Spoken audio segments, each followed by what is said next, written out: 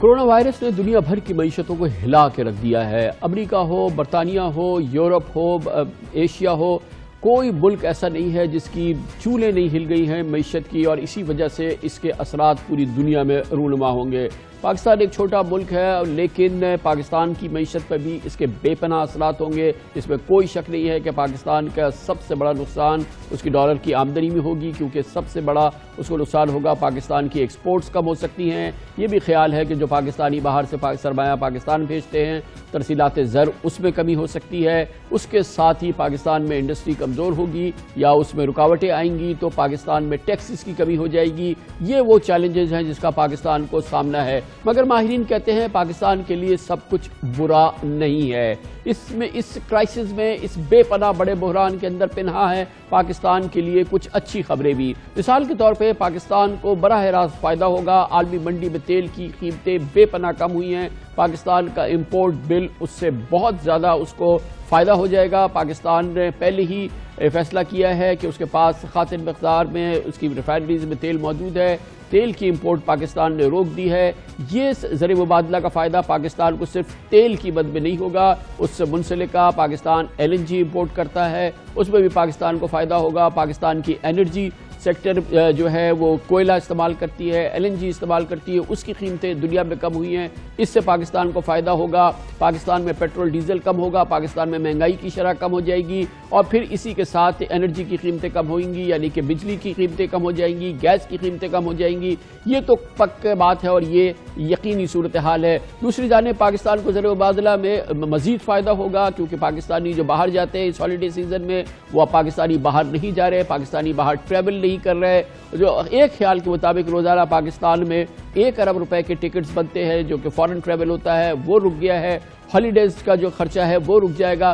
पाकिस्तानी बच्चे जो कि बाहर पढ़ते हैं उनके लिए जो यहाँ से ज़र मुबादला जाता है उसके अंदर भी बचत है, और पाकिस्तान के इंपोर्ट बिल के अंदर भी इसकी बचत है। मगर मजबूरी सूरत हाल पाकिस्तान नुकसान में है या फ़ायदे में है, वो तो अभी हम इसका जिक्र करते हैं। लेकिन पाकिस्तान के ज़र मुबादला को यकीनन जहाँ एक तरफ धचका लगेगा, वहाँ पे उसके लिए कुछ बेहतरी की भी उम्मीद है। पाकिस्तान कोरोना वायरस से उसको मजबूरी तौर पे उसकी मईशत को नियर फ्यूचर के अंदर फ़ायदा होगा, तवील मुद्दती फ़ायदा होगा, नुकसान होगा या सरासर नुकसान होगा, इन तमाम उमूर पे बात करते हैं। और इसके लिए हमने आज दावत दी है। एक बार फिर हमारे साथ लंदन से मौजूद है डॉक्टर सलमान अहमद, जो कि चीफ इन्वेस्टमेंट स्ट्रैटेजिस्ट हैं। मुमताज़ स्विट्ज़रलैंड का प्राइवेट बैंक है, ओडियर लोम्बार्ड ओडियर। और हमारे साथ कराची से मौजूद हैं पाकिस्तान की Mumtaz brokerage agency top line securities के चीफ एग्जीक्यूटिव ऑफिसर जनाब मोहम्मद सुहेल। बहुत बहुत शुक्रिया डॉक्टर सलमान साहब। आप फरमाइएगा, दुनिया की कोई मईशत बच नहीं रही है, इससे बेपनाह नुकसान होगा, पाकिस्तान को भी नुकसान होगा। लेकिन आपके ख्याल में ओवरऑल अगर आप इसका एनालिसिस कर रहे हैं, at the end of the day Pakistan के लिए भी ये शदीद नुकसान का मामला है, या ये कि कहीं light at the end of the tunnel आपको नजर आ रही है? कमरान साहब, ये आपकी बात बिल्कुल सही है। कैपेसिटी इज इम्पोर्टेंट और इसलिए यहाँ पर क्रिएटिविटी विल कम थ्रू। पहली बात तो मॉनेटरी पॉलिसी में अभी भी बहुत ज्यादा इंस्ट्रूमेंट्स हैं, and we are lucky on that front कि हमारे पास वो इंस्ट्रूमेंट्स मौजूद हैं, और they should be used. Interest rate should be cut down more significantly, और credit should be given to the banking sector so that कि वो real economy once the lockdown is over, real economy में वो अपना किरदार अदा कर सके, क्योंकि quality of recovery will be important. Fiscal side का आपने बड़ा इंपॉर्टेंट पॉइंट रेज किया है, बट हमारे ख्याल से कि पाकिस्तान अपनी फिस्कल कैपेसिटी एक्सपैंड कर सकता है, वो bye not giving direct transverse जो कि यूके और डेवलप कंट्रीज दे रही हैं, वो सीधे चेक्स काट रहे हैं और लोगों को पैसे पकड़ा रहे हैं। हम लोगों को चाहिए कि हम लोन, ब्रिजिंग लोन्स दें, विच इज के 6 हफ्ते के लिए पैसे दें, और उसके जब लॉकडाउन खत्म होता है हम पैसे वो मांगे। हमारे पास नेशनल आईडी कार्ड सिस्टम है जिसके थ्रू ये डिप्लॉय हो सकता है, और जो पैसे नहीं दे सकता उसको 12-10% का इंटरेस्ट लगा के 1 साल बाद उससे पैसे लें, क्योंकि हम लोग। सुहेल साहब, आप क्या देख रहे हैं? आप बहुत करीब से इन सारी चीज़ों को देखते हैं कि अगर एक तराजू है तो उसमें आपको जो पाकिस्तान का मजमूई नुकसान है उसका वज़न कहीं ज़्यादा नज़र आता है, या जो at the end of the day मैंने कई चीज़ें बयान की हैं उसको अगर हम बेहतर तरीके से इस्तेमाल करें तो आपको कहीं इसमें फ़ायदा भी नज़र आता है या नहीं, या दोनों बैलेंस हैं, या एक جو نیگیٹو ہے وہ بالکل کہیں زیادہ بھاری نظر آتا ہے پازیٹو سے. دیکھیں میرے خیال میں یہ بحث تو دنیا میں نہیں ہے کہ کس کو فائدہ ہوگا کس کو نقصان ہوگا. بحث یہ ہے کہ کس کو زیادہ نقصان ہوگا اور کس کو کم نقصان ہوگا. تو شاید پاکستان ان فہرست میں ہو جس کو ریلیٹیولی کم نقصان ہو، کیونکہ ہماری شاید ڈپینڈنسی بہت زیادہ انٹرنیشنل ٹریڈ پہ نہیں تھی، ہماری بہت زیادہ ڈپینڈنسی ٹورزم پہ نہیں تھی.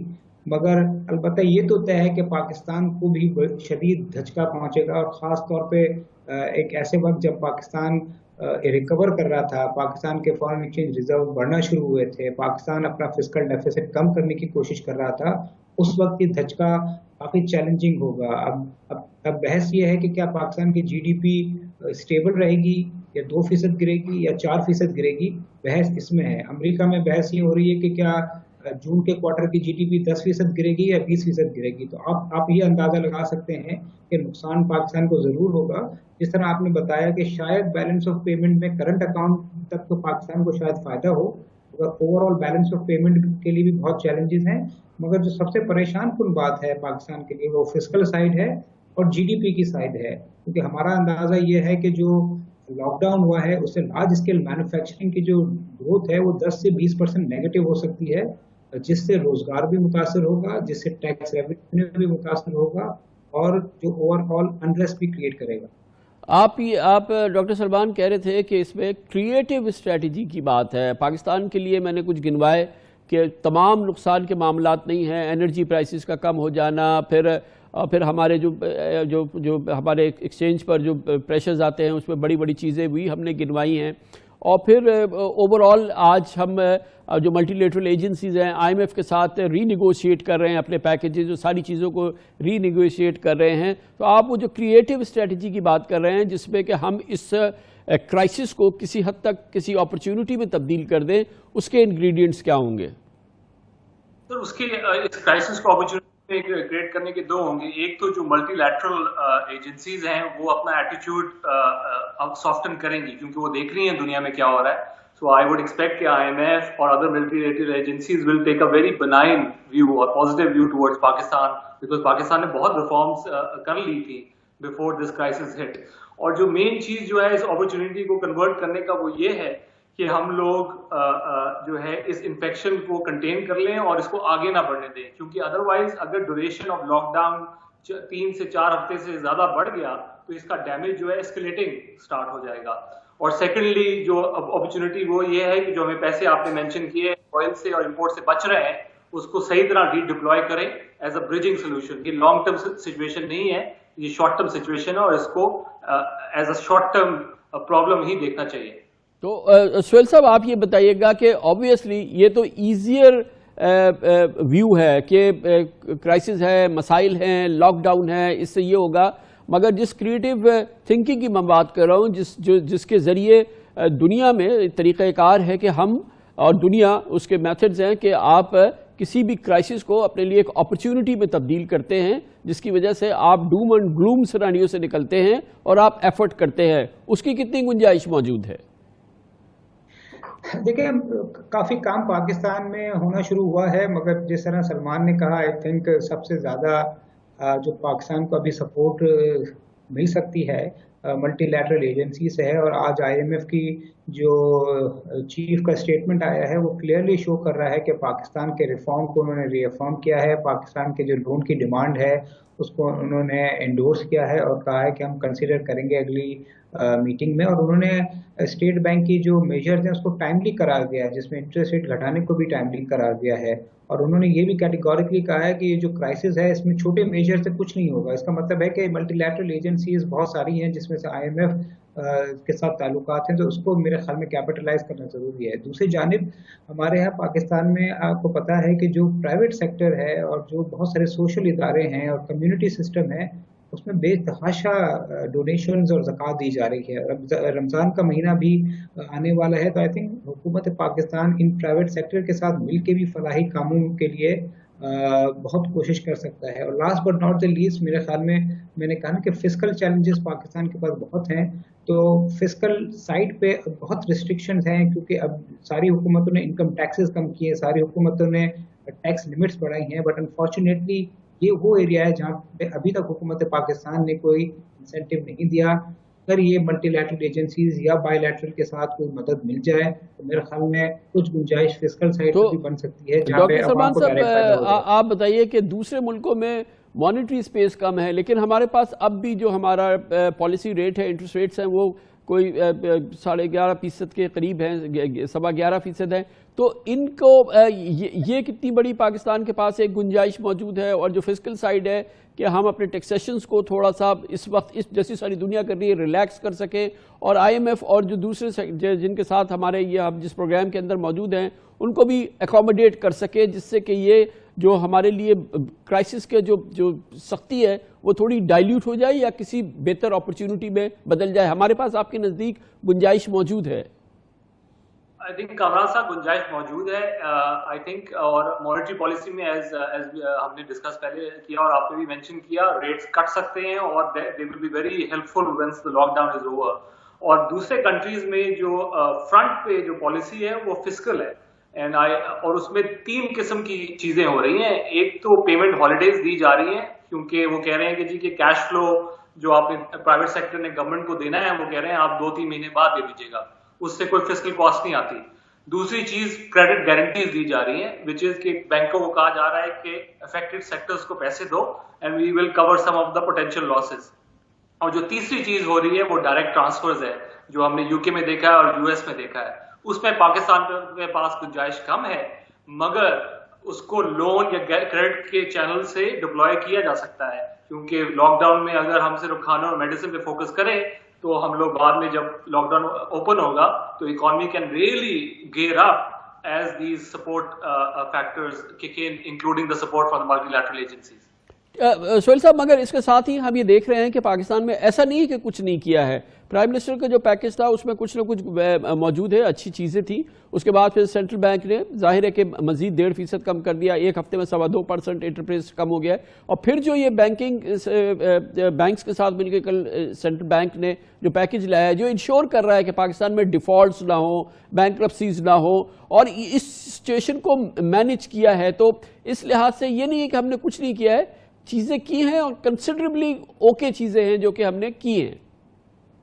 نہیں, جو میں نے کہا سینٹرل بینک نے اور گورنمنٹ نے وہ چیزیں ضرور کی ہیں جو ان کے پاس کنٹرول تھا, بٹ جو فسکل چونکہ حالات خراب ہیں, فسکل ڈیفیسٹ کوئی 9% کے قریب ہے, تو وہاں پہ کوئی کریٹو ہے کہ کسی طرح سے نہ صرف ڈائریکٹ امداد دی جائے غریبوں کو تھرو احساس پروگرام یا ناظرہ کا جو ڈیٹا بیس ہے, ٹیکس چھوٹ بھی دی جائے کیونکہ جب آپ کی ویجز کم ہو جائیں گی, جب سیلریز کم ہو جائیں گی, اس پہ ٹیکس کٹ جائے گا تو شاید اس کے ڈسپوزیبل انکم اور کم ہو جائے. تو میرا خیال میں زیادہ فوکس فسکل سائڈ پر بھی ہے. اور ہم نے دیکھا ہے امریکہ جیسے ملک میں, بھارت جیسے ملک میں ہر 2 دن کے بعد ایک نیا پیکج آ رہا ہے کیونکہ کرائسس اتنا بڑا ہے کہ حکومتوں میں بھی سمجھ نہیں آ رہا ہے کہ وہ کیا کیا کر سکیں.